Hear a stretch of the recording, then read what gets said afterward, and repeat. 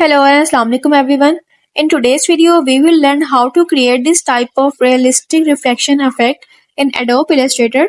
So without further ado, let's get start the video.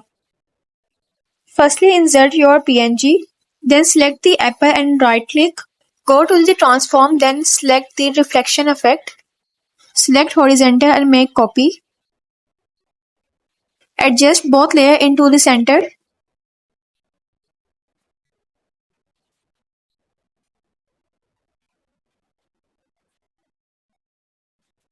Then make a rectangle on the bottom layer.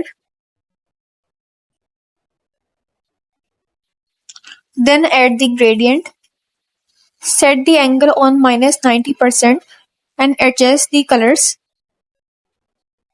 Then select apple and rectangle. Then go to the window and select transparency. Adjust the transparency according to your choice.